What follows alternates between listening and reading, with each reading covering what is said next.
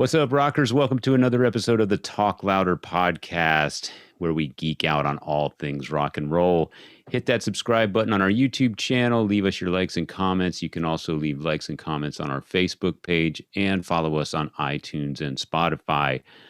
I'm Metal Dave Glessner, along with my co-host Jason McMaster. What's up? And man, I think I speak for both of us when I say we are honored beyond belief to have drummer extraordinaire Bobby Jarzombek as our guest. A few episodes back, didn't you say, because we've got a doozy for you today? Didn't you say that?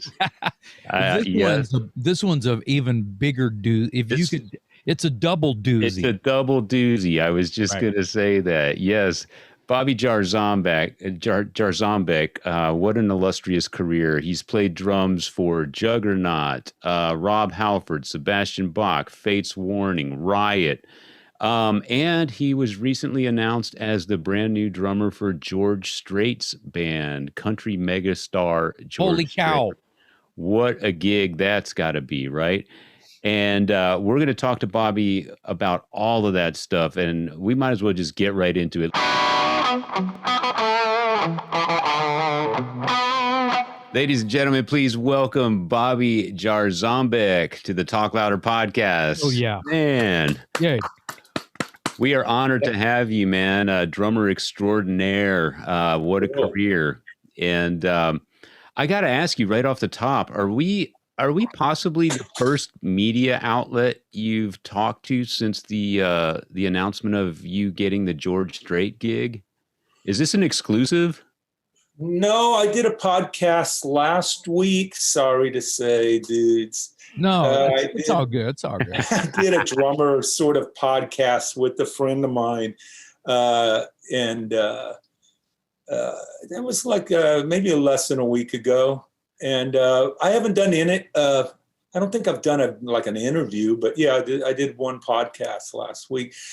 And I'm trying to, if I don't do it right away, I know when Jason asked me about it, I was like, hey, can we do it as soon as possible? Because if not, I forget, I have to be reminded, or stuff comes up and that sort of thing. So it's cool, that we're getting to do it right, quick after all this stuff. Yeah, well, I know that I had sort of sent you a later date, so I was happy that we had a spot for you as well. Yes. Yeah, good. So, Bobby, we're going to touch on all periods of your career, obviously, but tell us real quick. Why I have the fly swatter? No. Yeah, the fly swatter. For those of you who are listening and not watching, Bobby's got some flies buzzing around that he's taking out periodically with a fly swatter. It's pretty entertaining. Don't worry. We asked him to do it with drumsticks, and he accepted the challenge. But I've yet to see the sticks come into play here. Yeah, he might just do a paradiddle on a couple of flies here in a minute. Mm-hmm. Mm-hmm. But so, I might do it. Bobby, tell us when was the announcement officially made? How did you get the news? Walk us through the audition. Bring us up to date on the whole George Strait thing. Well, could I tell the whole story, about my background with the whole thing and all that? With country music? Yeah. I think maybe I should start there, just because we're going to talk about all your heavy metal, and we're going to talk about the Fate's Warning. We're going to talk about the Sebastian Bach stuff. We're going to talk about we're going to dig into all of it, but let's talk about what's going on right now and how you got there. Well, first of all, I know that it's kind of bizarre to people that some people that I'm doing this George Strait gig and how I got it and that stuff, and everybody's thinking, well, he's a heavy metal drummer and all that. But first of all, I started playing country music when I was 17 years old, kind of right at the same when I was a senior in high school, and it was this teacher that I had, English teacher. She had a country band. She played fiddle.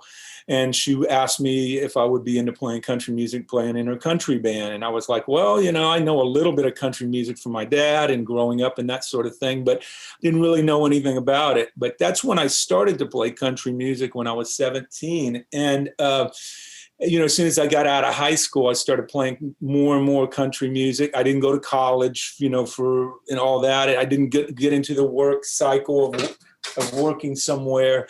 There goes a fly swatter. And but I started playing country music around town with bands, and it was kind of my way to make some money and that sort of thing. And I started to get, better and better at it. I guess same as the metal thing, how we all get better as we sort of learning cover songs and learning the style and all that stuff. And so through the years, as my metal career sort of kind of took off and whatever, so did my country sort of stuff as far as playing sessions around town.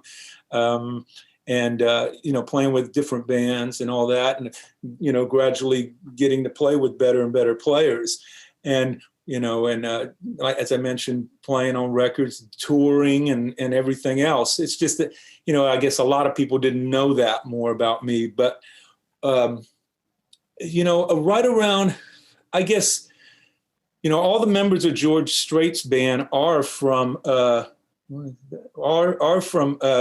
Texas area, or most of them are, and San Antonio and New Braunfels, Austin, San Marcos area.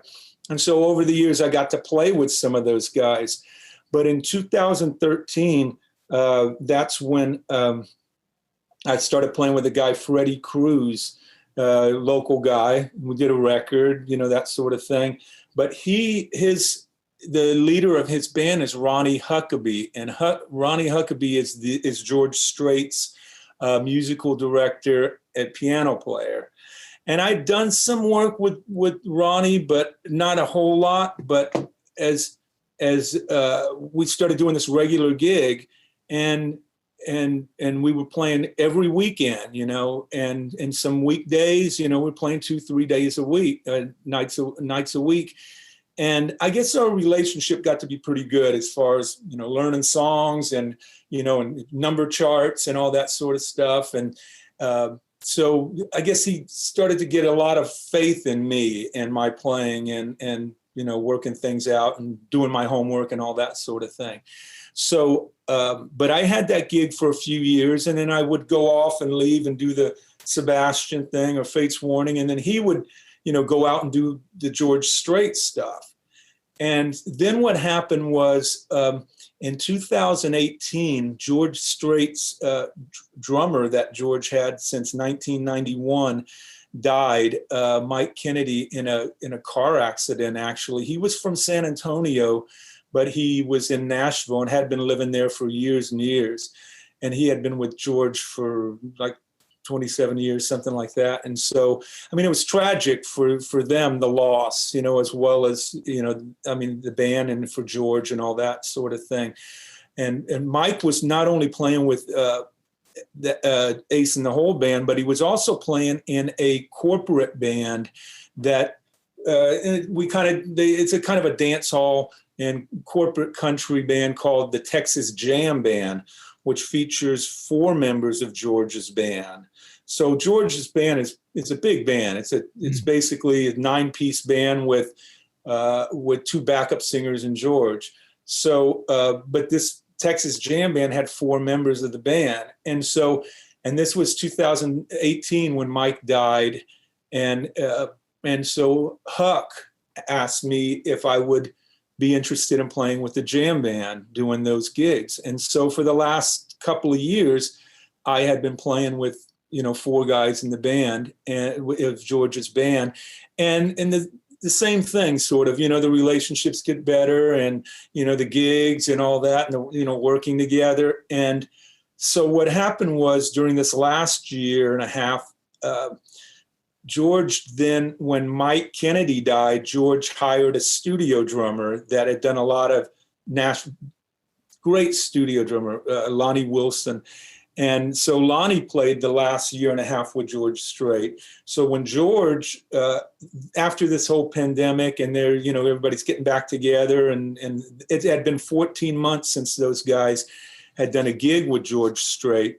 And so at that point, for some reason, and I don't really know the exact reason, but George decided he wanted to make a change in the drummer's spot or whatever. And I guess maybe he asked Huck, or maybe, you know, like it was like, well, you know, I think I want to make a change or whatever. And my name came up. And so it's a weird thing how, you know, like, I mean, the good thing is I already had been playing with 4 and sometimes 5 members of the band, depending on what the, you know, what the gig is and that sort of thing. So stepping into the George Strait thing was cool for me because I know the style, I know everything about George Strait, as you know, being in Texas and growing up in the Austin area as you guys have, and that sort of thing. George Strait is king of country music, and I've been playing his songs, you know, since I was, you know, since he came out in, you know, the early 80s, and learning those tunes and all that. So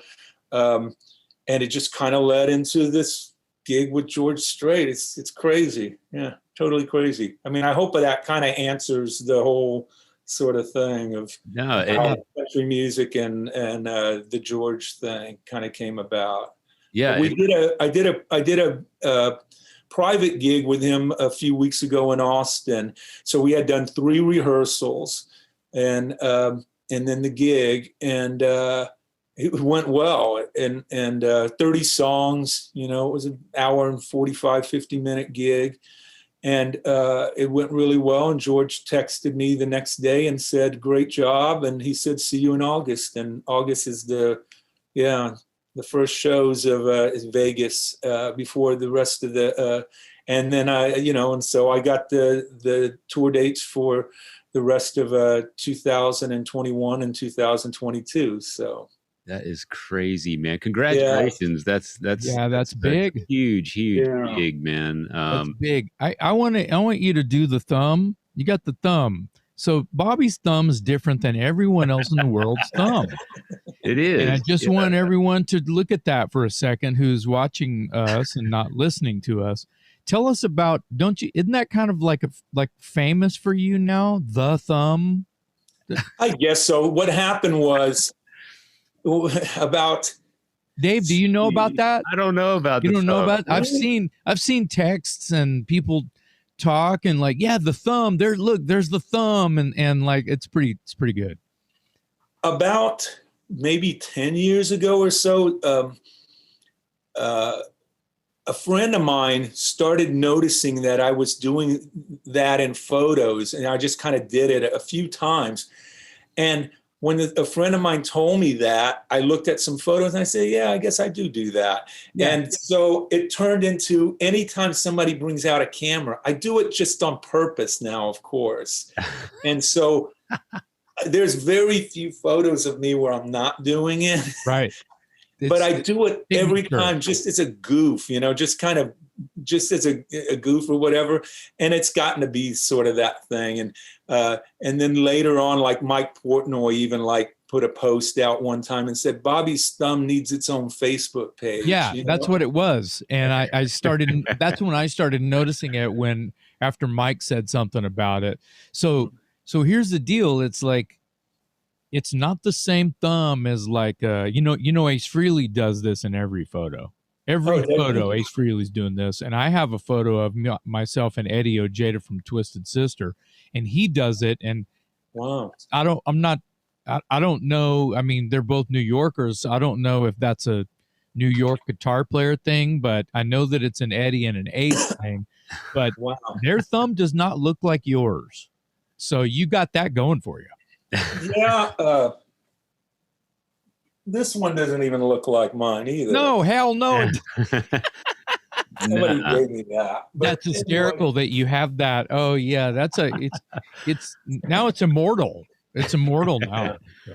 So I don't know really, like I said, how it started, but I did form my own Facebook page, Bobby's Thumb, and it's out there. Yeah. And I have like some friends, and I was posting, and I thought it was really kind of funny for a little while, for a few weeks, and then I got kind of bored with it. That doesn't surprise me. I mean, a page for your thumb doesn't sound very deep. You He know, needs a page. Yeah, I know. He needs And a page for his goatee as well. You know what I mean? I started I started doing a thing as, like talking in the third person as my thumb, and like making comments about Bobby, I like it. Like and I was your thumb detaches at night and goes and gets on those posts about you. Yeah, exactly, that's yeah, freaking awesome. So Bobby, you're not yet started the tour with George, but you've obviously spent time in the same room with him.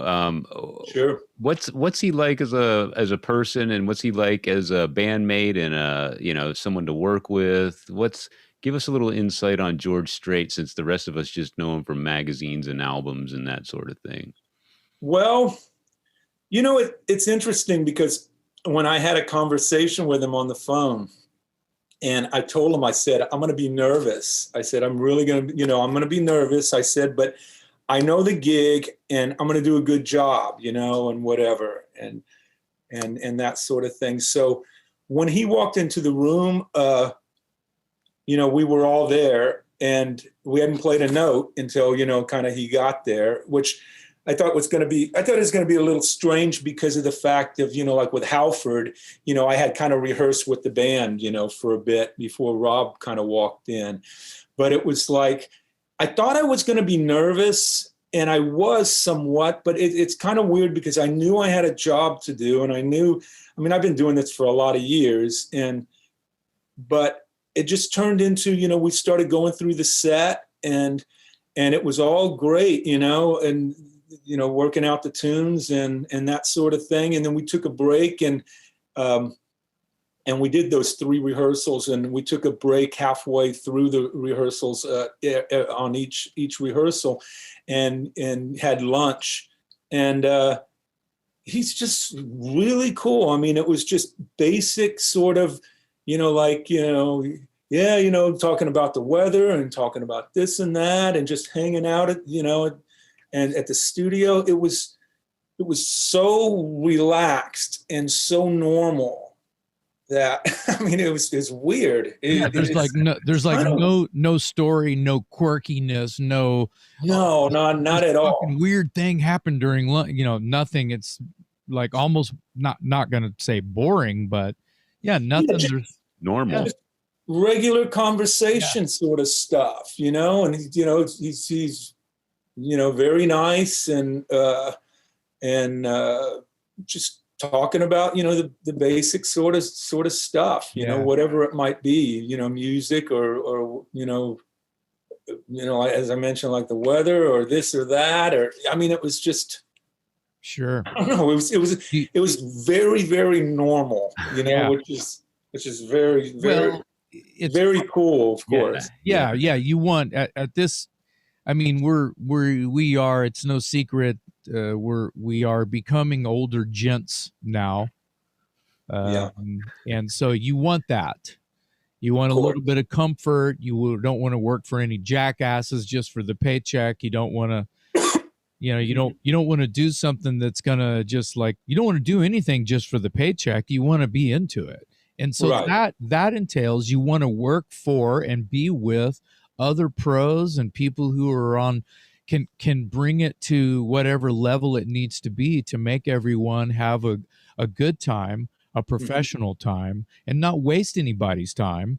Right. And at the same time, just good people. And the fact that, like you're saying, the names that I'll just say the names you dropped are Southern Texas gentlemen. Mm-hmm. And that's true. It's kind of a definition there. It says it all. Yeah.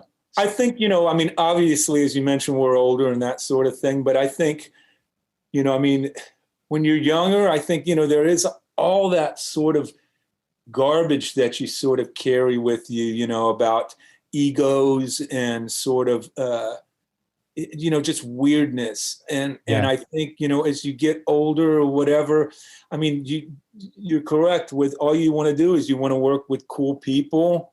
You want to work with people that, get along and play music and know attitudes. And I think that, I think, you know, that it seems like it's that way more and more as you kind of get a little bit older, you know, like I mean, it's depressing sometimes if I look at, you know, like, you know, forums, you know, where it's a drummer forum or something, and the guys have all these, you know, opinions, and everybody's trying to make their mark and say all these weird things about other guys and stuff like that.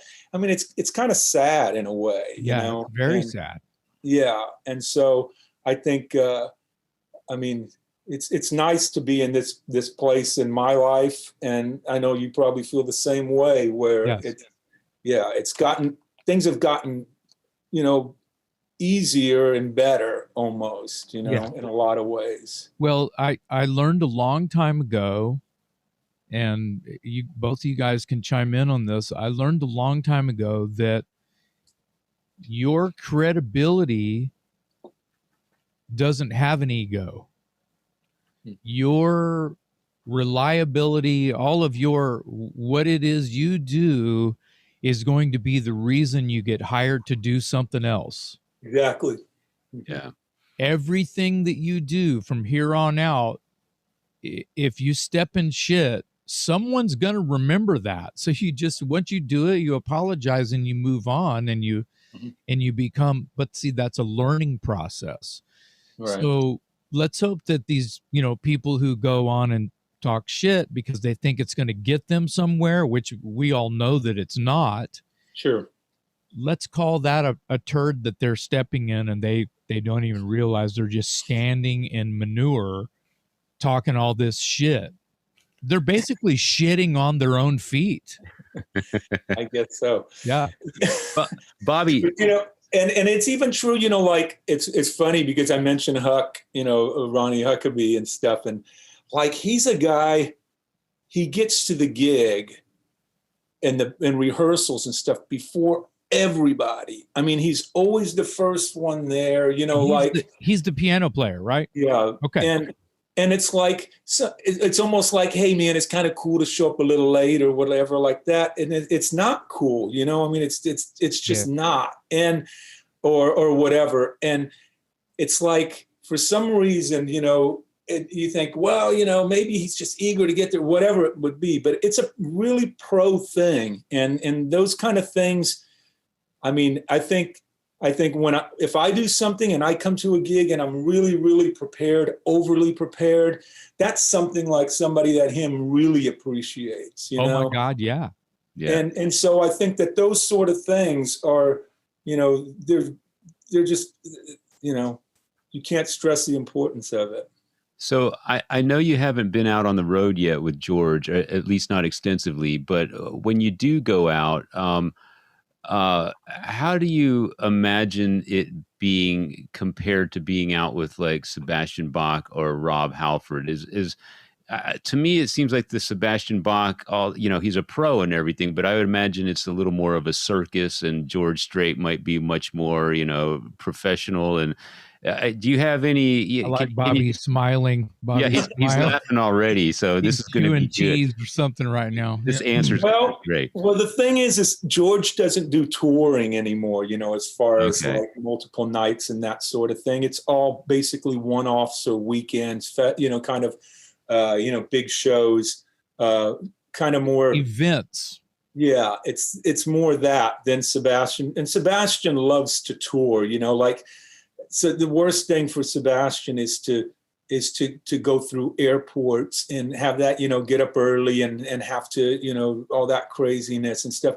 He loves having a bus. He loves the whole lifestyle of traveling around in the bus and that sort of thing. So with Sebastian, it's definitely, you know, it's a daily sort of thing, you know, playing anywhere between 4 to 6 or 7 nights a week on the road and that. So the traveling is a lot different. You know, it's going to be a lot different with George. And same with Fate's Warning. It, you know, goes more into that sort of being on the road for weeks at a time, unless, you know, there's a one-off fly-in sort of festival or European kind of thing and that sort of stuff.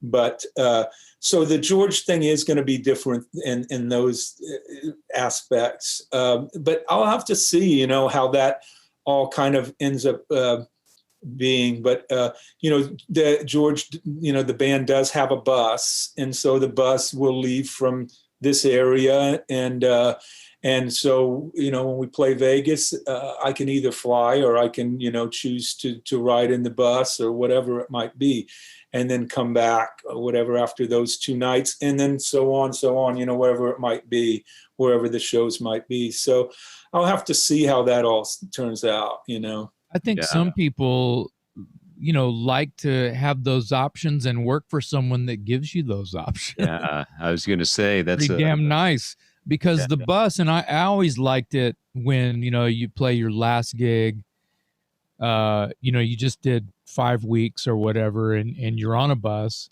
and that bus trip back to Texas or whatever is this decompression for your head and your mind, you know what I mean? Your body and your mind. And it's like everyone does a toast and whatever your ritual is, right? And that's a decompression ride.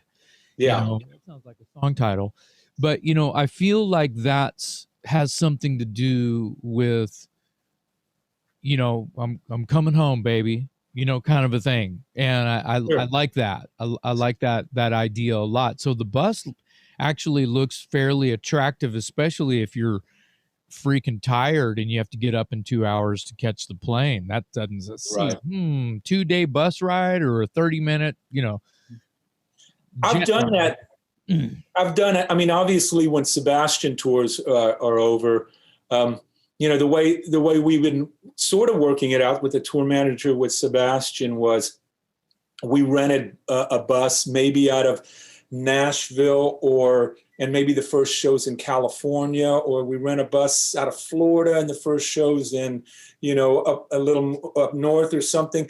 But the bus would come through and pick up my drums, my road cases and all that. And so I would go on the bus and go to the first show, or maybe fly, whatever. But I've done, after the tour's over, the bus has to come back with a trailer to my house and drop off my drums. So I've done it both ways. I've taken a flight and then waited for 2 or 3 days for the bus to come home, and then from wherever, and then we unload my drums and that sort of thing. Or I've also done the thing where, as you mentioned, that ride where it's just me, the bus driver, and my drum tech, because everybody else is flying to different parts of the U.S., flying home or whatever. Can be hella boring or very relaxing.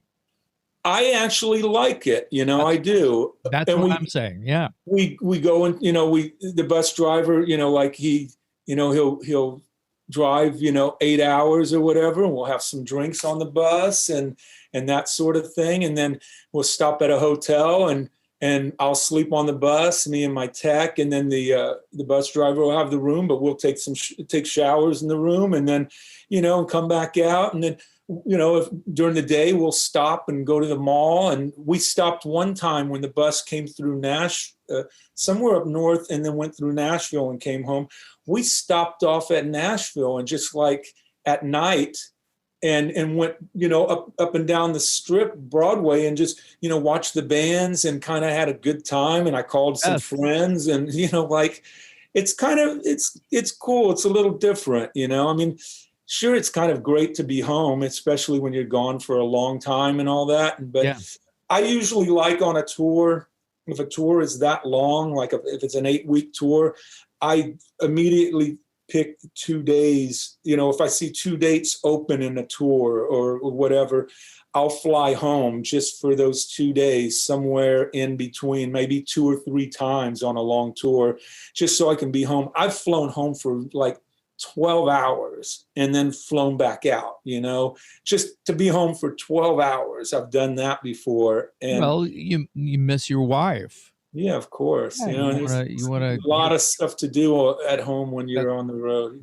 So plus you're, I know you were living in California for a while. Yeah, 6 years ago. Yeah, you wanna tell us how and why you ended up out there, and then how and why you came back to Texas. Yeah, that was 2002, and that was kind of when Halford was winding down. And being that I was playing with Rob from Just kind so, of late. I'm sorry to interrupt you. Can we tie that into how you got the Halford gig? I know the story. I was happy enough to ask you this question at Fitzgerald's in San Antonio when we did the Texas Metal Legion show, and I got you in there to tell that story. Please tell that story again if you don't mind. And then had you end up in California? Yeah. So it's sort of strange. I mean, it goes all the way back to Juggernaut. When I first was with Juggernaut and did 2 albums with them, and 87, 86 and 87. Oh yeah. And that's when oh God. Look at this. Yeah, it's gonna happen. It's you can see me reaching for mine. I'm sorry, go ahead, Bobby. We're listening. So what happened was I was doing the Juggernaut thing, and right around that time, when Watchtower was rehearsing over at my dad's place, that was you, Ronnie, and Doug, and Rick, and 87, I believe. Was it 87? Yeah. Yes. And I had a at that point I had gotten the Riot gig. I had just gotten the Riot gig, and you brought Chris Liebengut over to the house because he had just come from Switzerland, and he's coming over. Kind of that was his stop on the way of going to LA. Be a writer and whatever, be in the music scene, that sort of thing. Yeah, he was just for our listeners, Chris Liebengut is an interesting story. I won't spend too much time. He had basically been like pen paling with me and the Watchtower guys, and he said, I'm coming over, and he hit it off with Rick and Doug, and he was living with Rick Kolaluka and Doug Kieser from Watchtower, and while they'd all be at work, he'd be their answering service and things like that. And I guess when we came down to rehearse at you guys' house, the homestead, your parents' house, he came with us because leave him in Austin just with the dogs. No, we brought him over to the Jarzombeks, and you take it from here.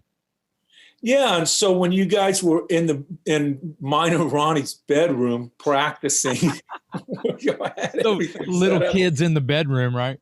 Yeah, and so Chris is walking around outside. I'm like, "Who's this guy?" Whatever. So my drums were out in the garage. Lot lizard, lot lizard. He's just like loitering. Yeah, and my drums were in the garage, and so I'm out there practicing, and he comes in, and he's talking to me, and I introduce myself or whatever, and he knows who I am and all this stuff, and he's a big fan of Juggernaut and blah blah blah, and I had just gotten the Riot gig at that point, and I think he knew that or whatever, and so I'm practicing my Riot songs. Nice. Oh yeah. I'm practicing my Riot songs in the garage, and he's headbanging like along with just my drums, and so it was just weird. It was kind of weird. I'm sure he probably were you're rehearsing your Riot songs, just so everyone knows, are you rehearsing with headphones on, or is the music? No, you couldn't hear the music. But you could. You had headphones on. Yeah, I had headphones on. Yeah. So anyway, headbanging to the sound of your drums only. Yeah. I mean, knowing Chris Liebengut, he probably recognized some of the songs by just hearing the fucking drums. Probably so. Yeah. And so I'm doing that, and then but anyway, so I got to know Chris. Then he moved out to LA, and we kept in touch, back then, and phone calls and letters, writing letters, and I mean, it was weird. As you mentioned, sort of the pen pal thing. And so we got to be friends, and he would kind of tell me what was going on in LA all the time, that sort of thing. And right around that time, I had played with Riot like a couple of years later, or maybe a year later, I played with Riot in LA and out at the country club, and he came out, and Roy Z came out, and Roy Z saw me play with Riot and was really digging it. And Roy Z at that point, he was just had his own band, his own kind of Latin sort of metal thing. And so Roy was trying to get me to move out to LA. And I was like, and he'd send me like these promo packs of him and his band and this and that, and join my band, this and thing. And I was like, nah, it scared me, move somewhere like that. It just did. And so that went on for years and years, where we would stay in touch. And then also me and Chris, of course, and I would go through town and play with Riot, and I'd see him or whatever over the years. And it kind of continued on that cycle. But what happened was when in 1999, that's when Rob was putting the Halford band together, and it turned into, like Chris at that point was a consultant to Rob and Rob's manager at that point, and trying to look for players for the band. And that's when my name came up through Roy Z and Chris both, say, hey, Bobby would be great, or whatever. And a few other guys came up, their names came up. And so they ended up sort of getting, like kind of a closed audition. It wasn't a cattle call sort of thing, but they had two different guys do the demos. And both of those guys weren't double bass players. Both of them were kind of single bass players. One was Pete Parada, who's now with the Offspring, and the other one was this guy Sid, and who was in the Tube project with Rob. So, but they were looking for a metal drummer, and so my name came up, and I got the call, and I flew out there, and as well as a couple of other guys or whatever. But I practiced with the band for a while. And as I was practicing with the band, kind of learning the songs, and out of those demo tapes that they had sent me, Roy Z was in there working the songs out with us. And I hope I'm not skipping around too much with this story, because it's kind of like a bunch of things in my head. Yeah. And so Rob at that point comes in the room while I'm working with the band or whatever, working on the songs. And Rob's listening, he's walking around the room, and he's, like circling kind of, I'm reading my music, because I've just learned the songs and stuff. And then so Rob's kind of like, he's getting kind of animated and stuff, and, doing a couple of these and that sort of thing. Oh, yeah. And I was like, I guess he's digging it. And so we played a few songs, I'm thinking maybe 4 or 5 more songs after he had gotten there. And he said, all right, guys, let's go for dinner. And so we went to dinner. We went to, what's that name? Well, it doesn't matter. We went to a Mexican restaurant over there in Burbank area. And Rob sat across from me, and there was a bunch of us there. It was the band and then a few extra people. I can't even remember who was there, but it was, and me and Rob were just kind of talking about San Antonio.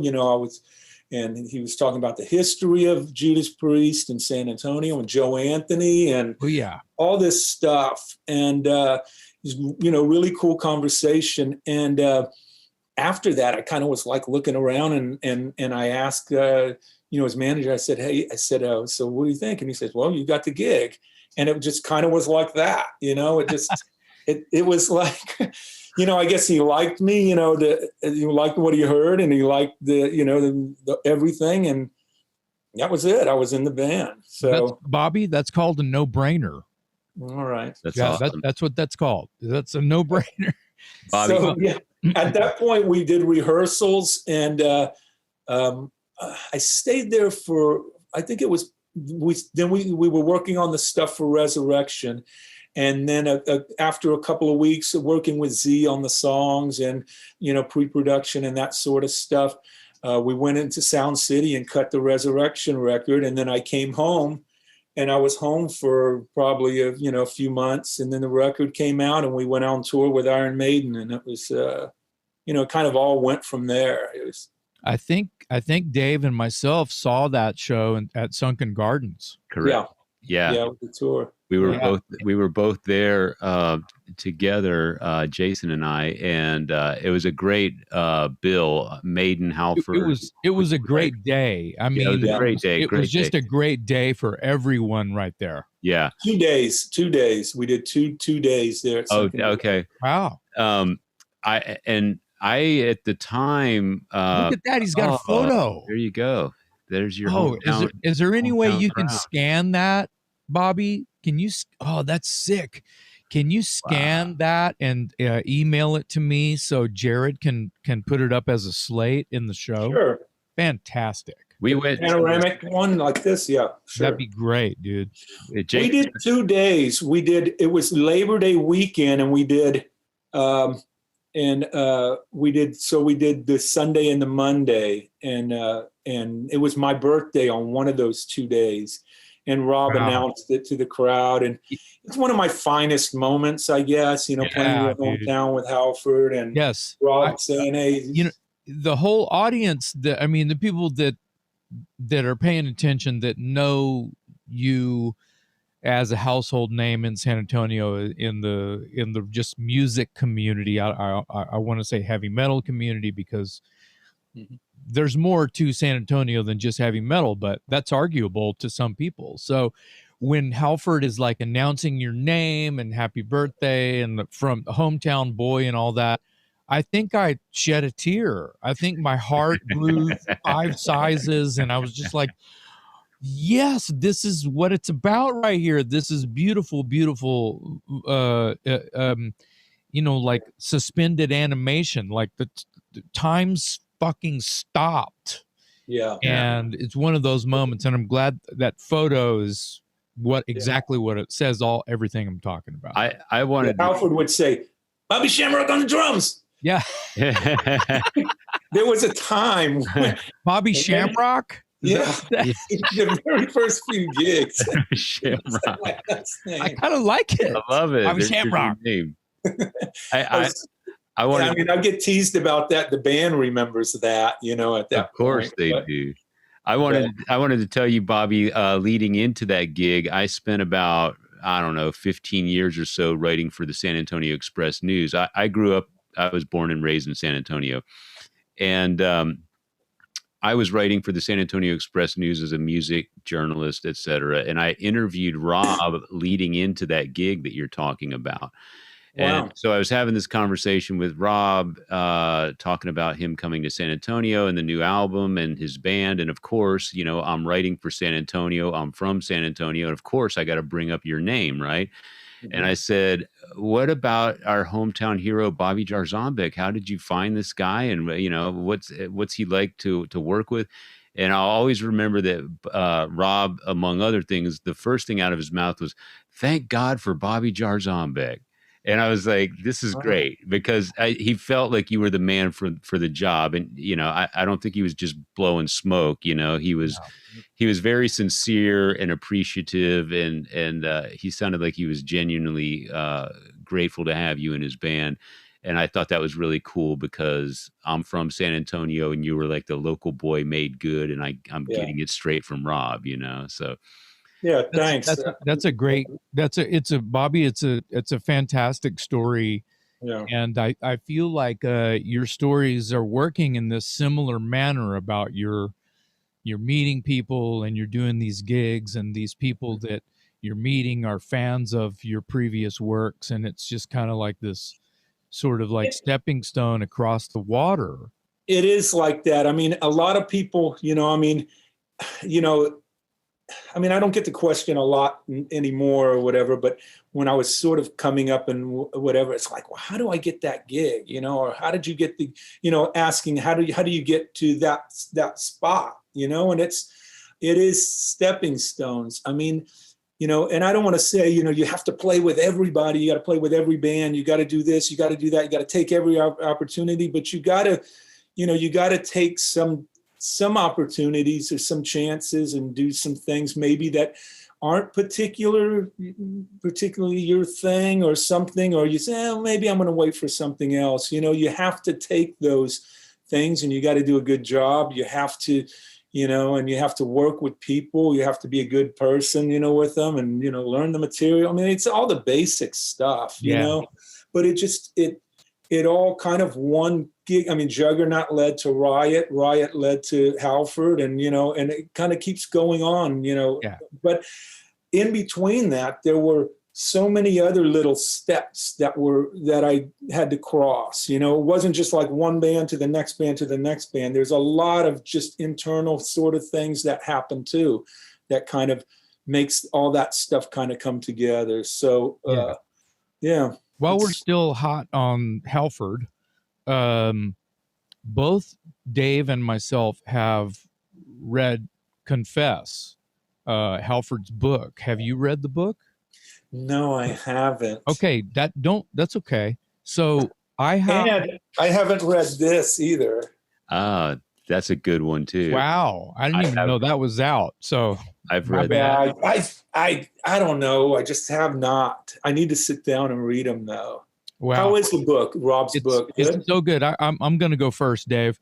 It's so good. I mean, I'm emotionally attached to Rob Halford in many ways, and he's one of my biggest influences, just in the way that I sing, and of course his tone and all of it, just his jaw, the way he just holds things. And my point about the book is when he starts talking about putting the Halford band together, and he's mentioning everybody that he picked up from the band, right, from bass to guitar.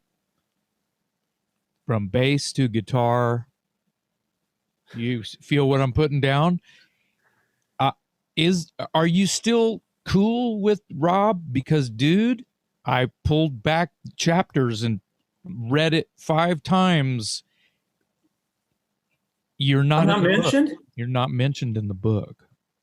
Are you serious? I am super angry at the editor for not. Hey, Rob, wasn't there a drummer in Halford? Are you? This the first time I ever been told that. I am 99%. I pulled back the chapters and read it. So if anyone out there watching and listening to this, please tell me I'm wrong. Please send me hate mail going, "You're a dumbass, Jason. It's on page number." I'm waiting because I want to double check. Jason actually texted me and he goes, "So are you finished with the book?" And I said, "Yeah." And he goes, "Did you notice what he left out?" And I was like, "What? No. What are you talking about?" And he goes, "He left out a certain name." And I was actually not finished with the book yet, but I was to a point where he was talking about the US Festival. And I told Jason, I said, "Oh, you know what? He forgot to mention that Triumph played the US Festival." And Jason's like, "That's not."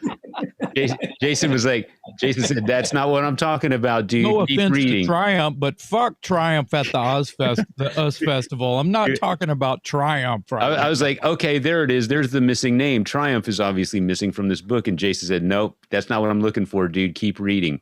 And I kept reading. And then once he told me that there was no mention of Bobby, I kept reading. I was like, wow, he's right. I don't think I saw it either. So Dave, you back me up. Yeah. You're backing me up, right, Dave? That is so. Bobby, I think it's an oversight. I do think that he just.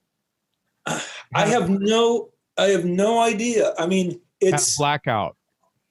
Yeah, I mean, who knows? I don't know how that could be explained. But yeah, I mean, of course, it's fucking bizarre. I'm just gonna say it's fucking. I mean, like I say, I'm shocked. It's the first time I've even heard about this. But yeah, I hadn't read the book, so. Well, the fact that me and Dave are like super nerdy, and that we have a show where we get together and talk about stupid shit like this. Yeah. Have you finished with the book yet? Oh my God, so fucking good. Oh my God. Oh man, I'm bummed. Why, man? Why are you bummed? It's like, fuck, man. I was looking for Bobby Jarzombek's name so I could go, all right, Texas. Whoa! and I'm like, what the fuck? And like tears. Here come the tears. You see what I did there? Yeah, I see what you did there. Oh my God, what the F-bomb. Yeah. Gave back. I have, I mean, the last time I saw Rob, I guess, was when the last time they played here was the Firepower tour. Yeah, I saw you there. Yeah, I mean, saw you there too. Yeah, from a I distance. went in the backstage, talked with the Rob and Scott Travis and Glenn Yeah. Tipton and all that, and Yeah. that's the last time I saw him. Yeah. Or maybe it was Dallas. No, we saw you. No. Yeah, Andy Sneap was in the band. Yeah. That was Dallas. That was the last time I saw him. I was playing with Sebastian. We had a night off, and Priest was actually playing in Dallas. It was the weirdest thing. So we went to the show. And but I saw you early in the Firepower tour with Saxon, right? Yeah, Joe and Black Star Riders. I think. Black Star Riders, Saxon, and Priest, and saw you. Yeah, but I have no idea why that. Okay, but on Rob's, Mr. Halford's credibility is he didn't do that on purpose.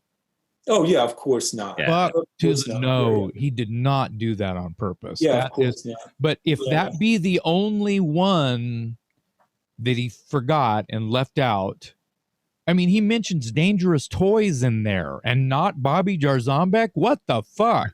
Dude, I would give my fucking right arm to like cross out Dangerous Toys just to go back and make sure Bobby Jarzombek's fucking name was in there. I have no clue. I have no, absolutely. You wouldn't. I mean, it's got to be some kind of weird oversight in the whole thing. And all that. Yeah, you wouldn't. That's the only thing me and Dave can come up with is just, it's a little fuck up. I wonder why nobody else has brought that to my attention too. It's because they don't have a podcast where they nerd. I mean, we are fucking nerd. We're the guys that read the liner notes and Yeah. So Bobby, anyway, I hate to be the bringer of that bad news, but your name. But I must say, and I think Jason will agree that the book is still a great read, and I highly recommend it. It's a really good book. And by the way, so is that Sebastian book, because I have that right here, and I've read it as well. I wanted to ask Sebastian at one point said, like, he told a story or something, and then he goes to me, and I said, "Oh man, that's cool," or whatever. And he says, "Well, dude, it's in my book." And he said, "Didn't you read my book?" And then I was like, "No." I said, "I haven't, but I haven't read it yet." So yeah, I wanted to talk about. Let's hope he didn't leave you out. I wanted to talk about Sebastian for a little bit, because out of all the bands that I know you two have played with, he seems like he'd be the wild card, like the really. Yeah, I mean, you tell me.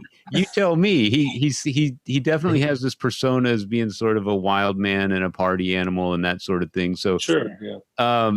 What can you tell us about living in close quarters with Sebastian and touring with him and sharing a bus and all that stuff? Yeah, I mean, he loves the road, sort of the whole lifestyle of being on the road and living that and doing the meet and greets and all that sort of thing. I mean, it's cool. He's obviously takes up a lot of space because he's tall and it's kind of a little all over the place. But yeah, I mean, it's cool. I enjoy it. It's we listen to a lot of music, of course, a lot of Steely Dan and a lot of Donald Fagen and Allman Brothers and that sort of thing. And song crafting. Yeah, he's songwriting. Yeah, and but I mean, it's cool. When I got the gig, I was sort of. It was one of those strange things. Like he loved Resurrection, and he was kind of putting his band together at that point, sort of reforming his band. He had other guys with him for a while, and I was recommended through, first of all, Ralph Santola. The late Ralph Santola was the guitar player, and somehow I don't exactly sure how Ralph got in the band, but his history of bands was Death, and trying to think who else Ralph played with. He was living in Florida at the time. And so Ralph got in the band. He recommended Steve DiGiorgio, and Steve DiGiorgio, Metal Mike, was playing in Testament, and with Steve for a little while. And then Steve DiGiorgio recommended Metal Mike, and Metal Mike recommended me. So I hadn't worked. It was kind of that weird sort of zigzag thing that we kind of talked about, where, you know, working with different bands along the way or whatever. And so at one point, me, Metal Mike, and Steve DiGiorgio, you know, were in the band together with Sebastian or whatever. But I remember even when I was approached by it, Metal Mike said, "Hey, you know, Sebastian's asking if we want to play in his band." And I'm like, "Really?" I said, "You know, Sebastian Bach," you know, and I was like, and I had seen him. It was kind of funny because I did a festival in Europe, and on the bill was Sebastian kind of played sort of in the middle of the day with his band. And then Testament played after him. And then Iced Earth played, and I was playing with Iced Earth that day. Mm-hmm. And so it was weird how we were all three in different bands, and that led to Steve and Metal Mike from Testament playing in Sebastian, and then me playing in Sebastian's band.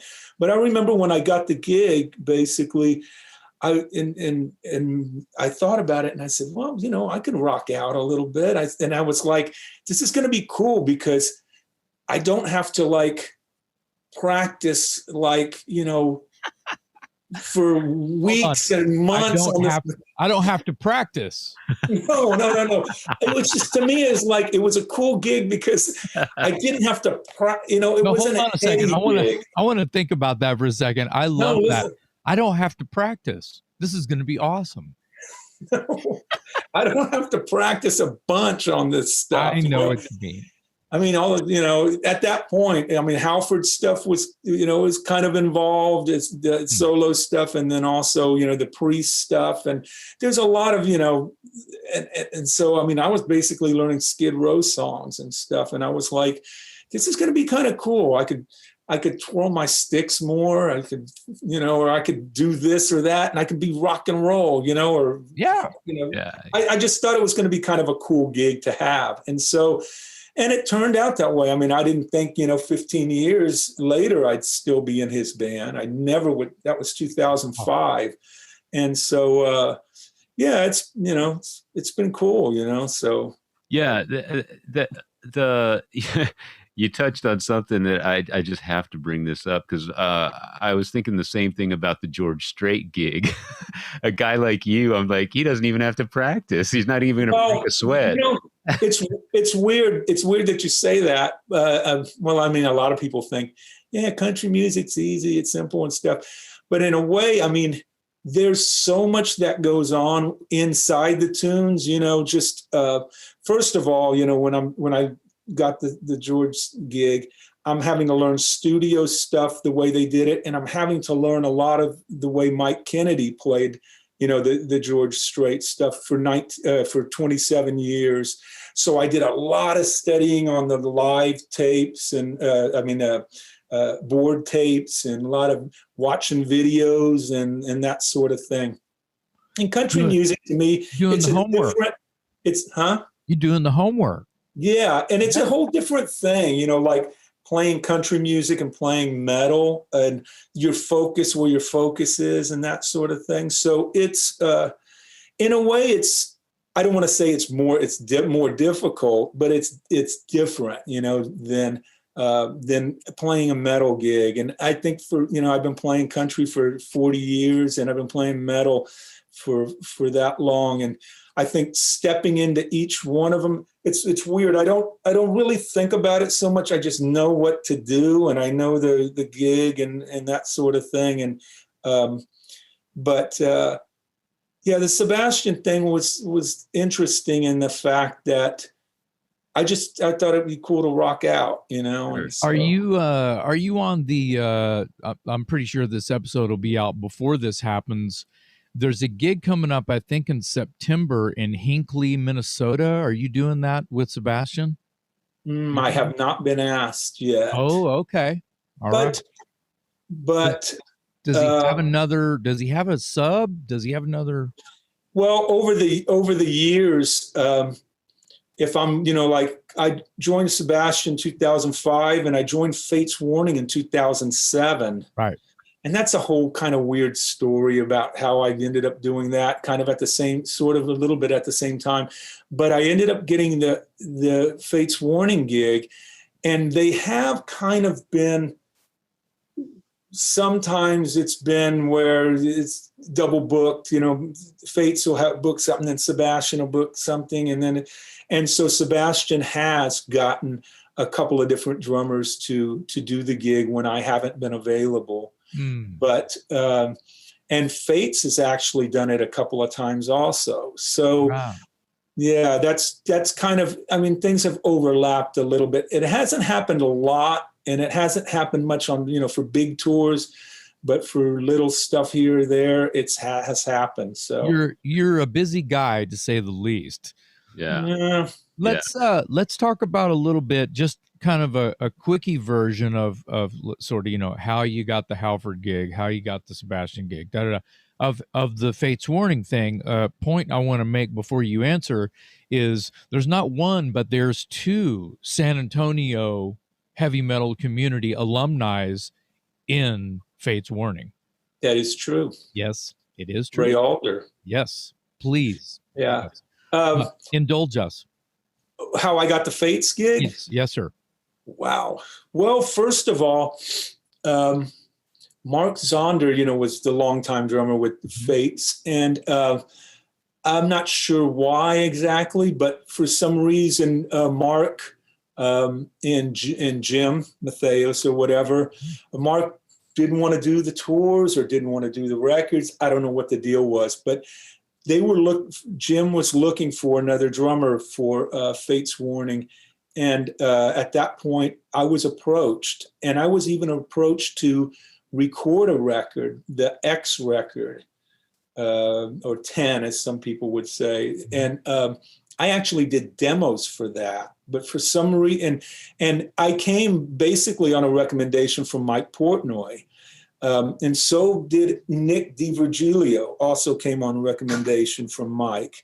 And I recorded some demos, and for whatever reason, Jim didn't choose to use me on the record, and he went back with Zonder on that. But for some reason, that was parting ways, Zonder and Jim and the Fates Warning guys.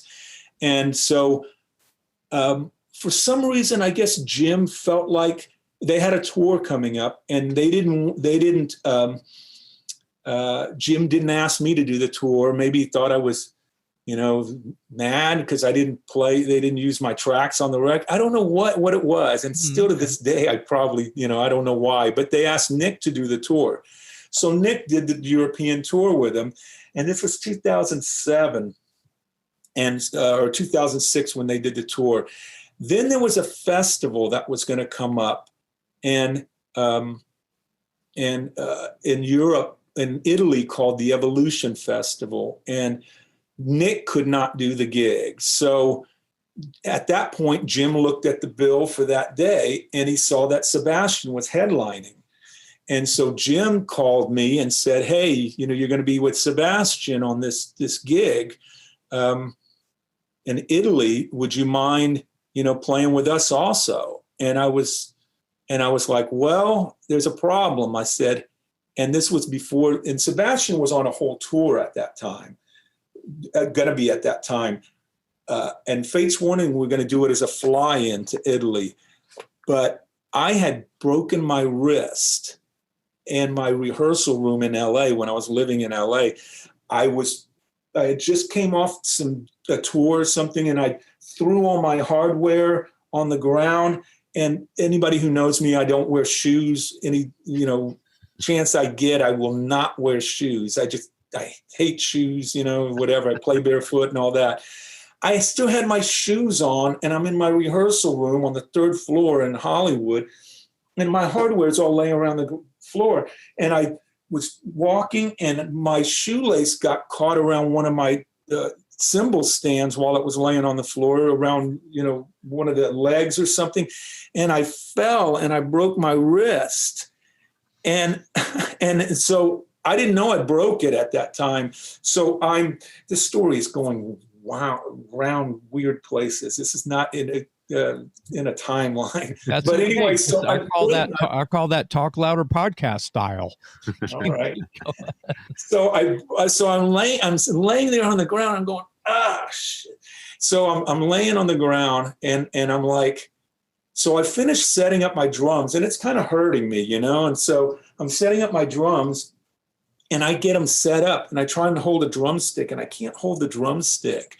And I'm like, well, I guess I'll just practice double bass today. So I'm doing this, practicing double bass for about an hour. And I'm like, this sucks. So I'm like, forget it. So I lock up my room and I go to pick up my backpack and I can't even pick up my backpack and I'm like, ooh, this is bad, because this is an hour later.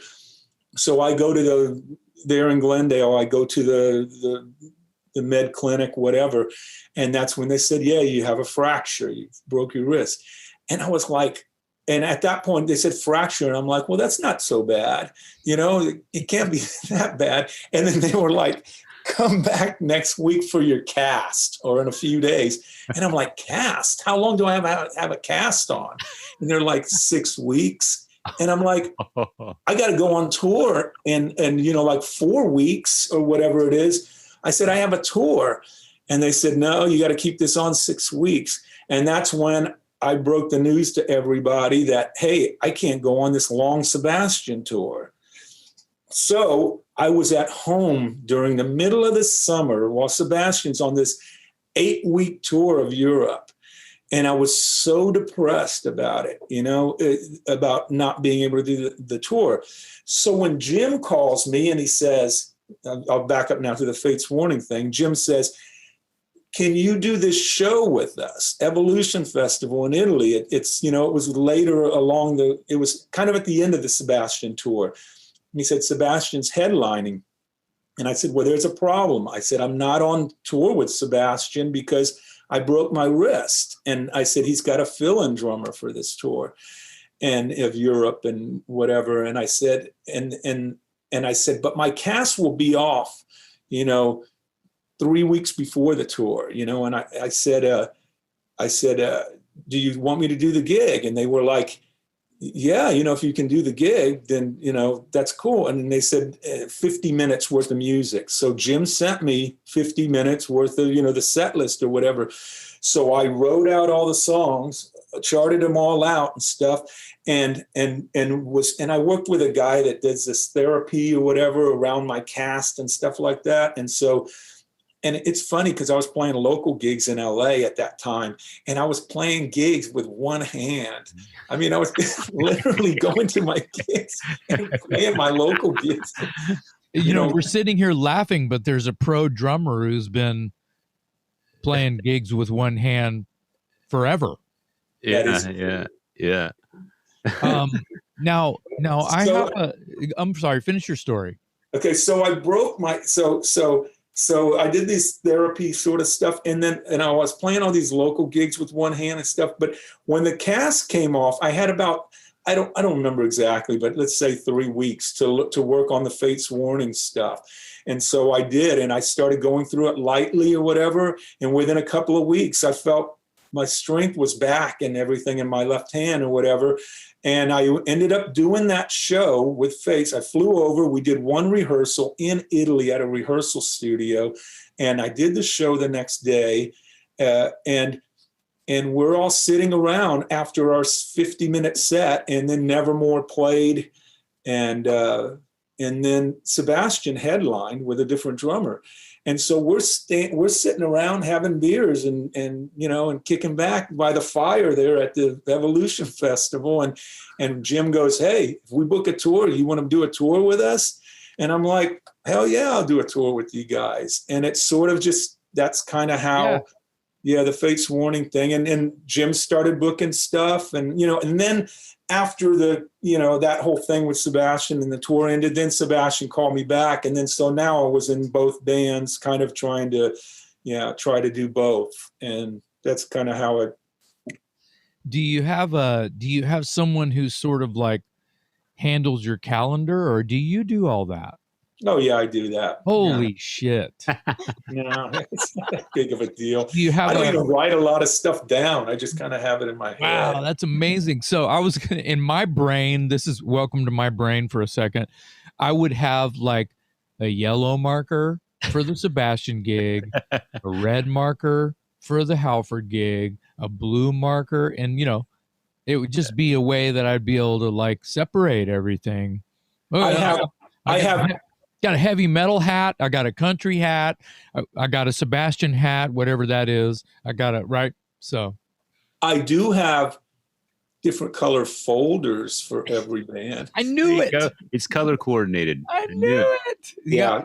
You know, I don't have colored folders, but I have the name of the project written on a folder. I have a small library of Face warning folder is red. The Sebastian is blue. You getting this, Dave? This is inside information. The Halford, because Halford stuff goes, I've got like different folders for different era. Or sort of that kind of thing. Bobby, I wanted to ask you, I have a friend out of the Dallas Fort Worth area named Wayne Stokely, who's a drummer who is currently playing in Lillian Axe, and he will absolutely kill me if I don't ask you about your time in Riot, because he probably would rate Thunder Steel as one of the greatest albums of all time. So quickly give us a little summary of your time in Riot.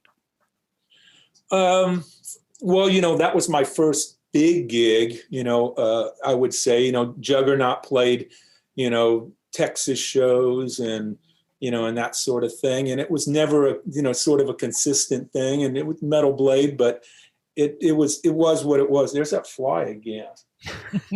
Came back. Does he have a name yet? Cameo.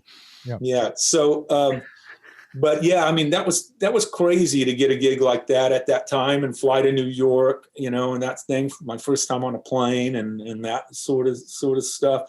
But, I mean, it was great working with Reale. And by the way, Mark's birthday is tomorrow. Mark Reale. Awesome. Yeah. I mean, how old would he have been? Do you recall? 58, maybe 57, 58, which is crazy because I'm 57. And to think that he was, you always thought those Riot guys were way ahead of us. You know what? They weren't. Yeah. Well, he was born in 55. So yeah. And he died like 8 years ago, something like that. Yeah. So, but, you know, working with Mark was great. Mark was definitely a team player, you know, kind of guy where, you know, as far as songwriting and what everybody had to bring to the table as far as, you know, what they're playing and that sort of stuff. So, I mean, him and Don wrote that Thunder Steel record and musically, and Tony Moore then came in and you know, his crafting the lyrics and his voice and stuff was amazing for that time. And, you know, even though he's very sort of Halford-ish, maybe people would say, or this or that, he just didn't have those influences at all. You know, he just had that, could do the high voice and that sort of thing. And that's why I think he sounds really unique on that record. But Mark and Don put that record together, Thunder Steel. And after that came out, you know, we worked on The Privilege of Power, which was really experimental record, great record. And we kind of tried to push the boundaries and all that sort of stuff. The thing with Riot that did suck in a way was we never could, you know, like the band was always just that niche sort of thing, you know, where we could it never got beyond that. And Riot's career was like that forever. I mean, you know, with the early records of, you know, like Fire Down Under and Narita and Rock City and all that, it was always just that band that, you know, never got the big break or whatever, or got beyond that hump, you know, but legendary status. Yeah, I mean, you know, the thing is the numbers. Maybe the people counting the money didn't like where the numbers were going. But I'm telling you something: the fact that we're talking about Riot and the layers of Riot because of the lineup changes after Fire Down Under, starting with Rhett Forrester, and then the band sort of peeled off and became what Thundersteel is, which is Power metal, yeah. not the old band. It's power metal, Yeah. and it opened this other sort of like new world for Riot fans to either hop in or go, holy shit, this is like, Yeah. I mean, that's Mark Reale. So I get the Riot thing, and that's Mark Reale's guitar playing. I get it, but holy shit, this is a different thing than just like, like early Riot records sound like, Right. Diamond Head, or, a new wave of British heavy metal type of a thing that would eventually become like, popular with, via Iron Maiden and Def Leppard. And the styles are sort of mixed in between. This was like, oh shit, get ready, Europe, because Riot's already big in Europe and Japan as a legendary stat type of a thing. And here's Thundersteel, which now you guys coulda, woulda, shoulda, if not you did, and I just don't know it, headline all those fucking festivals. The weird thing, you're right about that, and the fact that when Thundersteel came out, this was before the internet and all that. This was 88. So Thundersteel was huge in Europe, and we never even went to Europe on that record, or Privilege of Power. And we went. What about Japan? You went to Japan? Well, yeah. And that was weird too, because we did Thundersteel, and then we did a 3-week tour of the US, 2 runs. We did one run, like 2 weeks, and then another 3-week or something. And then that was it. Then it was kind of like, okay, let's work on the next record. And we were writing Privilege of Power, and we were done with it. Had completed the record. The record was completed. It just wasn't released yet. And then the booking agent at that time told us that Japan really wants Riot to come over and now, basically wants to book a tour. And we were like, well, we got this new record coming out in a few months. And they sort of pushed it back. And we then had this tour of Japan scheduled, 5 shows in Japan. And we played 2 songs from the Privilege of Power, even though the record wasn't even released yet, just as kind of, like, hey, this is going to be our next record.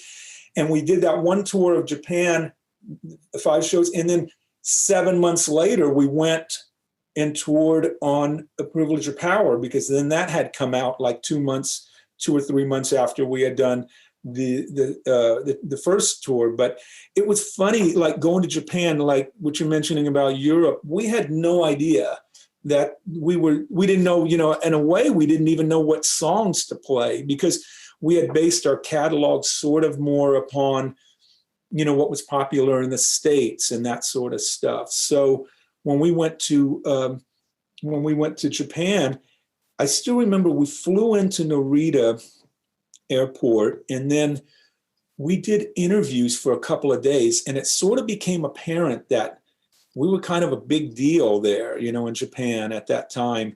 Masahito was doing the interviews, and he's huge in Japan, had his own TV show, and Tomato Rock Show. Yeah. Mm-hmm. And we did all that stuff. And then I remember we did, the first show was going to be in Osaka, but I remember we did Tokyo. We did interviews for 2 days. And then we took the bullet train to Osaka. And the crew got there before us, and kind of just had, and was already doing like logistics for pre-production sort of things for the show the next day. They were kind of getting together with the Japanese crew and all that. And I remember we took the bullet train, and then they picked us up in a bus. And we were in like just a school bus kind of stuff, thing or whatever, charter bus, So we're just in a bus, and there's just the 5 band members and, whatever, the booking agent that went with us. And I remember, like, we get to the hotel there in Osaka, and there's like 200 kids like outside the hotel. And And we're like, what the hell's going on here? You know, we thought it was some kind of like a wedding or some kind of event for these kids. We didn't know, like we had no clue, you know? And our crew comes like, they're like getting through the door and they come onto the bus and we're like, well, what the hell's going on here? What is this? And then he goes, these fans are here for y'all. And we were like, what? 200 kids outside of the hotel. And it's weird because in Tokyo, they put us at a hotel that was kind of on the other side of town because they wanted to avoid that. So we were there for 2 days and had no clue. And we were like, these kids, everybody is here for, I mean, we couldn't believe it. It was insane. The hotel front sliding glass, welcome Riot on the hotel, you know, glass, you know, fucking Beatlemania, bro.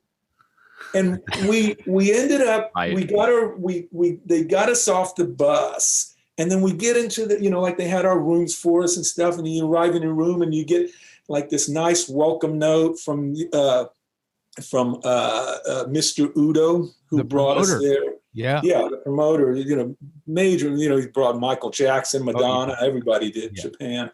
And so we get these letters, you know, these notes and flowers and all this kind of stuff to our room. And so we got to our room and we all kind of like, we're just blown away. So then we come back downstairs and we signed autographs for about 3 hours, you know, for all these fans that were hanging out. But we had no idea. And this is, like I say, this before the internet, of course.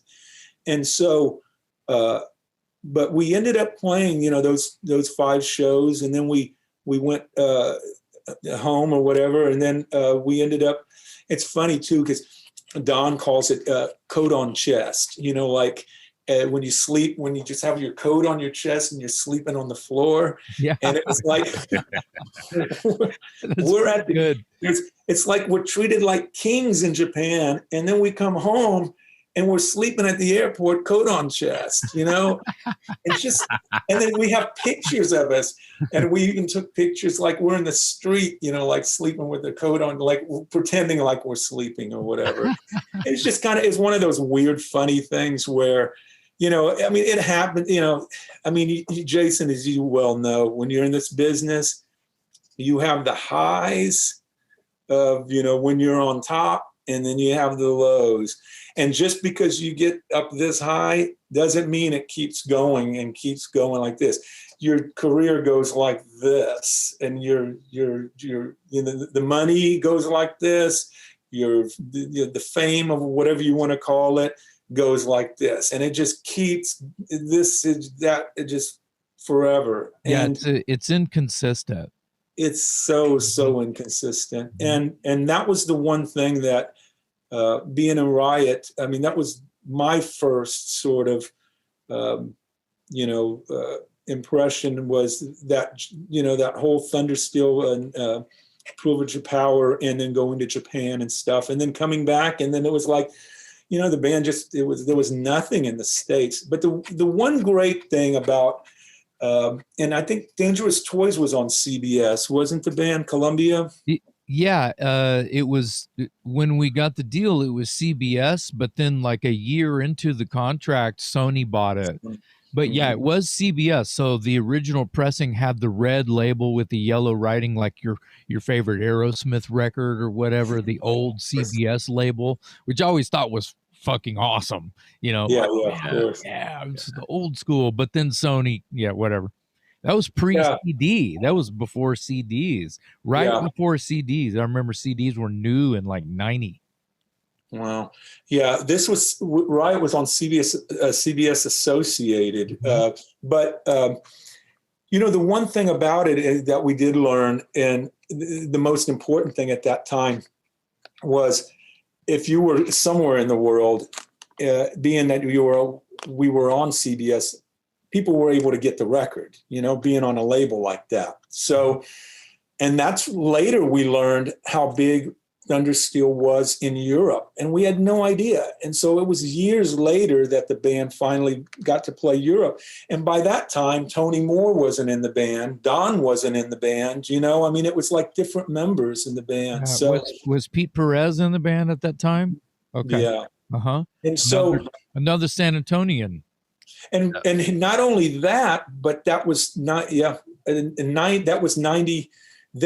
Riot finally went to Europe in 93 maybe, and I wasn't even in the band at that point. So, when the band finally goes to Europe for the first time, there's the only guy that was in that Riot and that Thundersteel Privilege of Power lineup was Mark, so It's kind of a shame how some of that stuff works out, where it seems like you have your window and then you missed it. And Riot did sort of at that time miss the big sort of European thing. Yeah. But had Japan, but never, Europe. Yeah, you didn't get to bathe in the glory of Thundersteel at all. That's very, very sad that you guys were a part of something that made that like I called it legendary status. And the fact that it's Riot is another like thorn in the foot of the journey of Riot, how it just didn't get there, I think that what Don has done, we're talking Don Van Staveren when you hear Don or DVS or whatever, when he, when you think about what he's done with this Riot 5 thing, he's done extremely well with taking it to that level of finally there is some like kingdom you can stand in and bathe in for a moment, even that relates to what coulda, shoulda, woulda been the Thundersteel glory day. Yeah, and Don has worked his ass off. Yes, he has. With the Riot 5 thing. And, when he was putting it back together, I mean, we've talked, several times about, me being involved in it. And at different points, I kind of was going to, over the last several years or whatever, but just never really worked out. And it's tougher for them, being that I always had my schedule with Sebastian or Fate's Warning, where they're sort of trying to build something where they couldn't get, like a 6-week tour or whatever. And I could never, and Don was like, hey, you want to do this one festival? And I'm like, well, I can't really commit to one festival in June in, next year at this point, it kind of turns into that. But he's done really well with it, and they sound really good. The singer is great. Yeah, he is great. Michael, he's a great singer, and and they've been able to do a few more records since then. Yeah, and I think that it's continuing what Thundersteel created. Yep. It's that power metal thing. It's that Euro style power metal with a Riot name. They get to do the catalog of Riot, whatever they want, but it's like they're doing fan favorites to tie in with the new way. And I think that it's great that there is some loyalty to it at all. Yeah. And not just trying to cash in on something because it's not really a money grab whatsoever. Don loves the band. Sure. And loves Riot, and him and Mark were so close that I think that is the reason. It's like Mark is a big Mark Reale is a big reason why I think Don's heartstrings are attached to the Riot name, and I think that him like taking this new band with these new records and the tone and the sound being relevant and sort of attached to the Thundersteel legend, I think is beautiful. The thing about that record, Thundersteel and Privilege of Power too, and anything that Mark has written, like after that, I would say, I mean, if you could compare it, when Don sort of wasn't in the band on the albums, Nightbreaker, Brethren of the Longhouse, Inishmore, Sense of Society, there was like 5 or 6 records that Mark did with the band, probably more. And the band sort of had more of a little bit of a rainbow sound, more. And Mark, because Mark was really influenced by that. Don kind of had that more power metal element. Yes. So it kind of, it shifted a little bit to a little bit of a different sound. But the great thing about Mark is that record, Thundersteel especially, Mark used to sit in his bedroom with a guitar and like a song, I don't know if you know the song Flight of the Warrior, but Mark would sit in his bedroom shining, you know, like, and he just play like just with an acoustic guitar, and he had all these melodies that, I Wow. mean, he could write. Yeah.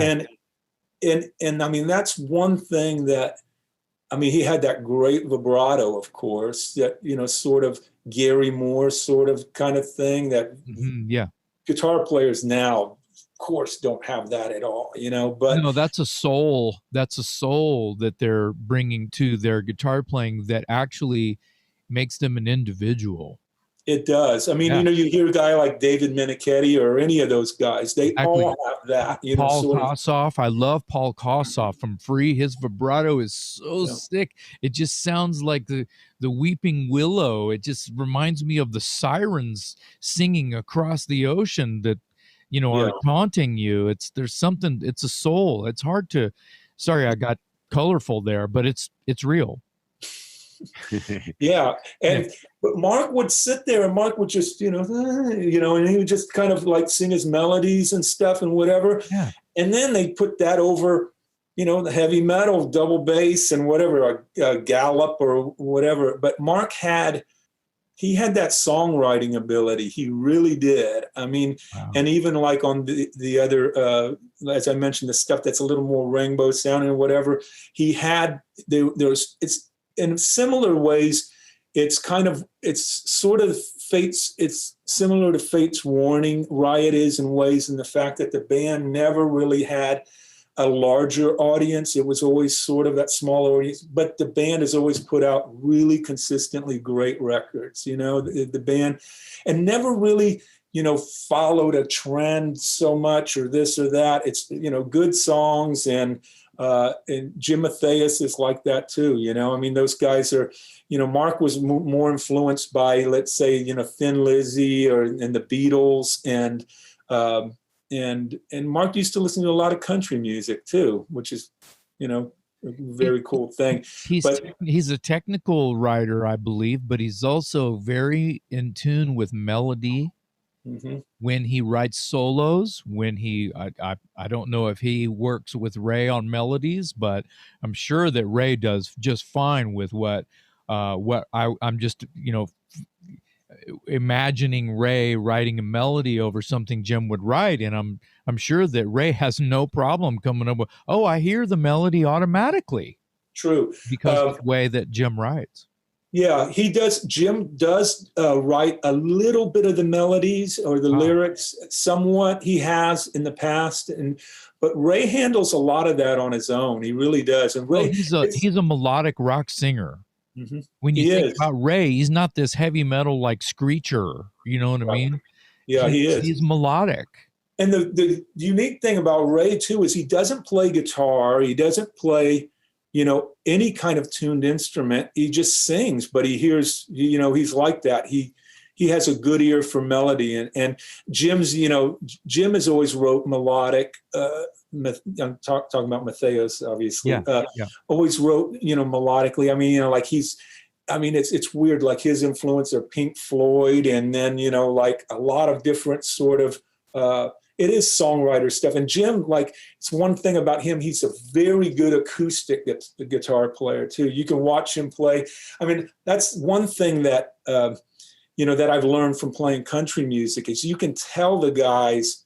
I can hear a guy play, you know, just strumming a chord or whatever, and I can tell if the guy's, you know, a good acoustic guitar player. And that's so important to that doesn't always mean just because you're good on the heavy rock guitar, it doesn't mean that you can sound good on an acoustic at all. At all. No. At all.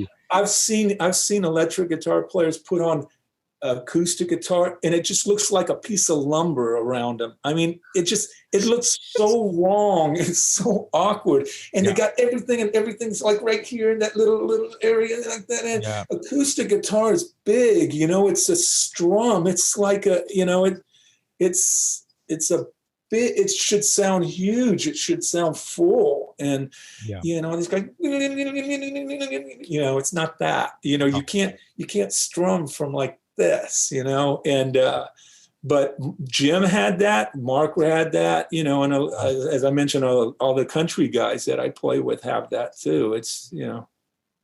I love it when I see a good a guy that can play acoustic well, full sort of. Bobby, I feel like we barely touched on this, and as a San Antonio guy, I want to talk about Juggernaut a little bit. I know we're running long here, but I wanted to get your thoughts on this period of your career, because as a San Antonio kid, you guys were kind of like the local metal heroes to me and my friends, and we were so proud of the fact that a San Antonio band had a record on a label, and you guys were making a name for yourself. And you're a couple years older than me, but at this point in your life, I mean, you just had to feel like you made it, tell me where your head was at when you did this record and you got your deal, and Juggernaut standing in San Antonio at the time, because I felt like you were local heroes. Well, first of all, Jason was doing Watchtower before that, and my brother was in S.A. Slayer before that, and it was strange because those were the better bands, I mean, than Juggernaut. They, Watchtower was just the better musicians. I don't know if it was better songs or whatever, but I thought that, and then Slayer was great, and there were some other bands, but for whatever reason, Harlan kind of had his shit together when it came to talking with record labels and that sort of thing. And Harlan ended up getting a record deal for Juggernaut for an EP for this label Ironworks. I don't know why I remember that, but I actually do. Wow. But there was a label called Ironworks, and the label didn't go anywhere, and it folded. And somehow, I don't know how he got Brian Slagle's attention for Juggernaut, but he did. And I didn't play on the original Ironworks, demo of 6 songs. It's fun. No, it was 6 songs. Dave McLean, from my buddy Dave, your buddy, all of ours, from he played on 2 of the songs on Juggernaut's first demo, and then there was another drummer who played on 4 songs. I don't even remember the guy's name. And that's what the band got signed to Metal Blade, and got signed to the original Ironworks deal. But the band was kind of without. I don't think I ever knew that Dave McLean played on those demos that ultimately got the Metal Blade deal for Juggernaut. Yeah, he played on Vengeance. Cool. Yeah, he played on Vengeance. Yeah. And he played on In the Blood of Virgins. He played on those 2 songs. Wow. And maybe there was, no, there was more than that. There was Slow Death. Man, maybe it was more than, But on the re-release, the Juggernaut box set, I think those songs are on there. There's a re-release sort of. Yeah, the versions that I have are the reissues with the vinyl. Scott gave me those. Scott, bass player, Juggernaut, gave me those. This was bought at Hastings Records in Windsor Park Mall in 1986.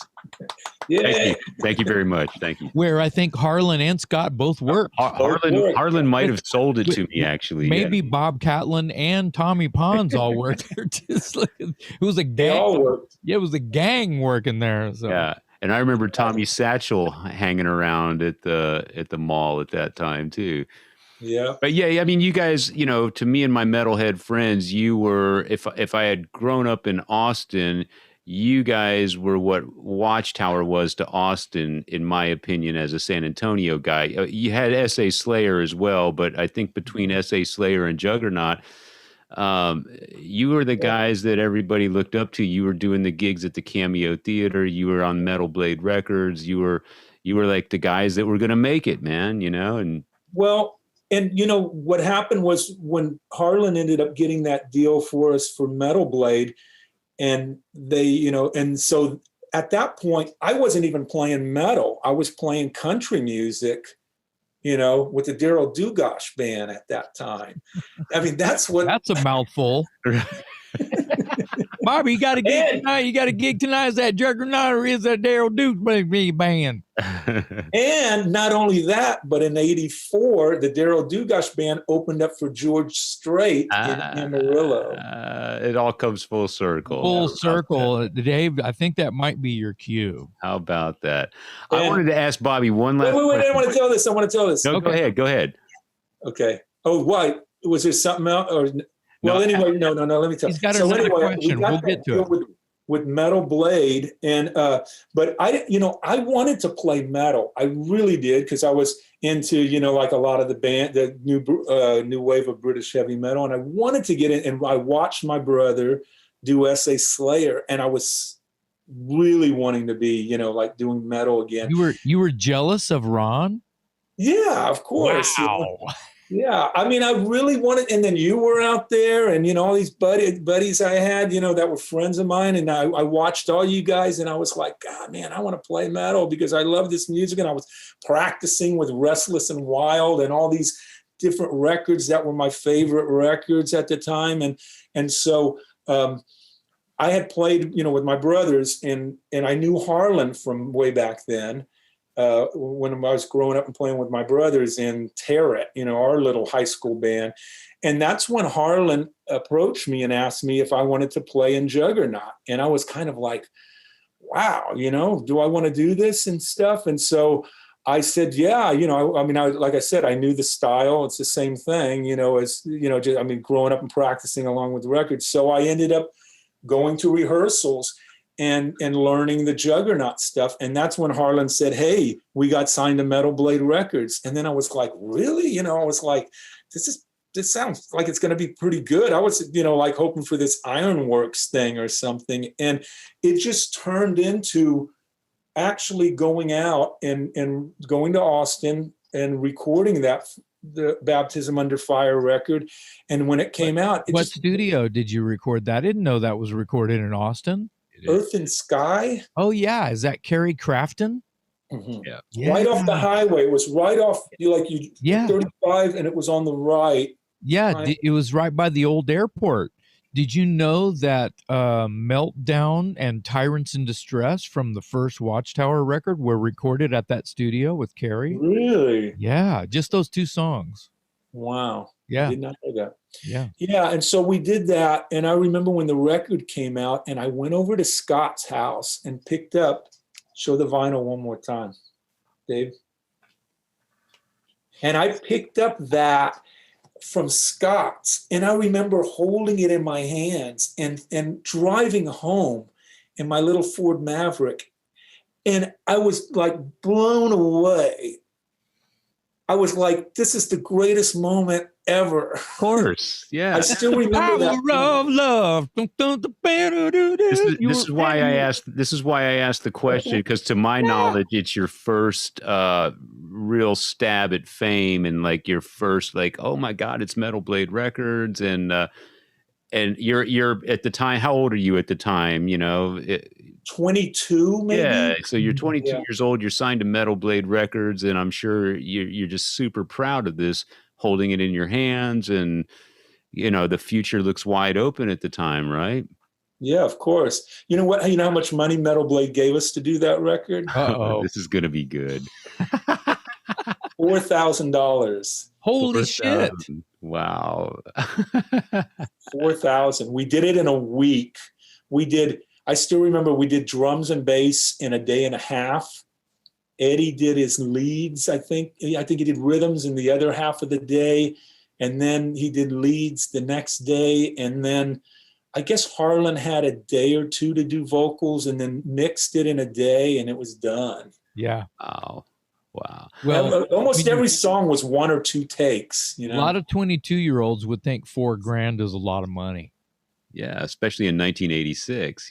22 years old, 1986, $4,000 for Metal Blade sounds like a recipe. Let's see, we're on Metal Blade, and we got all this cash. We better hurry up and make this record, because time is money on 2-inch tape. Yeah. Yeah.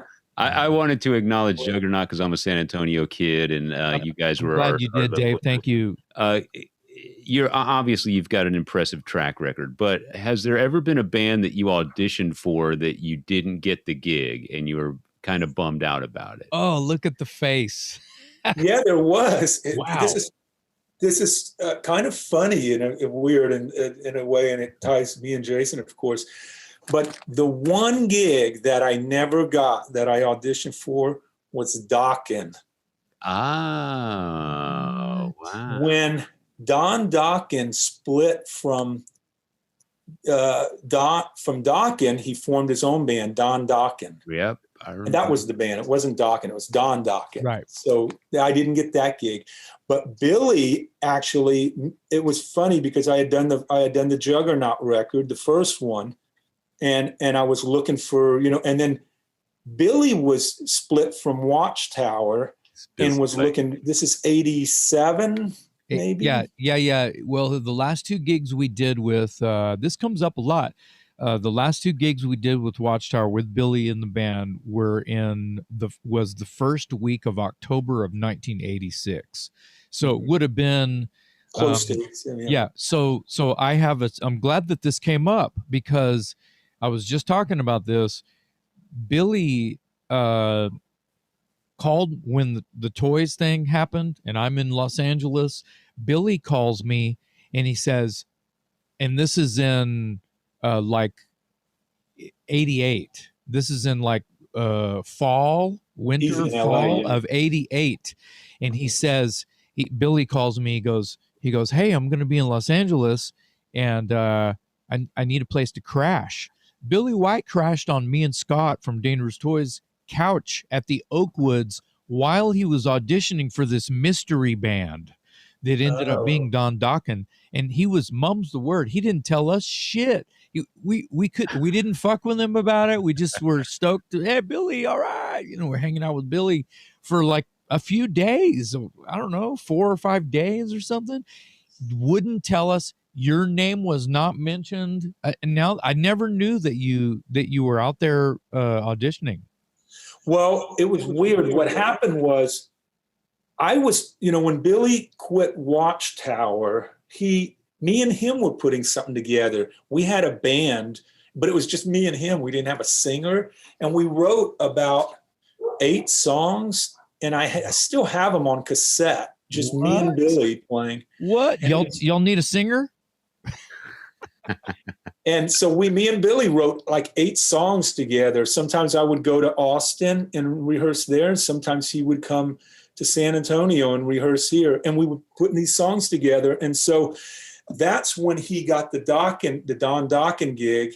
He moved to LA, and I had gotten the Riot gig. So I already had the Riot gig at this point, but I thought Don Dokken was a better deal, of course, than and this would have been, yeah, you're right. It would have been 88, I guess. Yep. Yeah. Late 88. Yeah. What's that? Late 88. Yeah, because I already had Riot at that point. I know I did. Mm-hmm. And so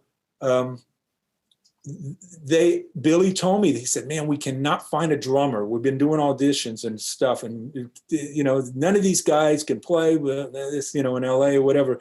And he said, come out to LA, fly out here. You could stay at my place and he had a place on the beach with the bass player, the guy from Black and Blue. Who did?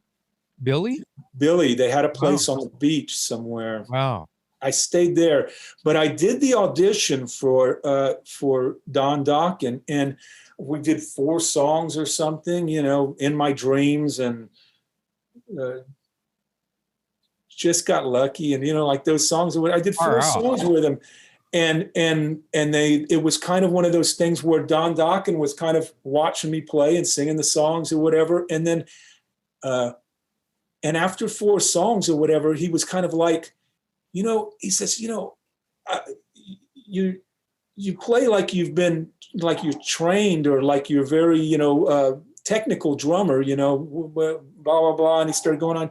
He says, Mick Brown, and he's got this big, sticks high, and because people in the back want to see you with the sticks high and this and that. And like he was going on about it. And I said, yeah, I can do that, whatever. But for whatever reason, he didn't think I was the right guy for the gig. And after the audition, I asked Billy, I said, so what do you think? And he said, I don't know.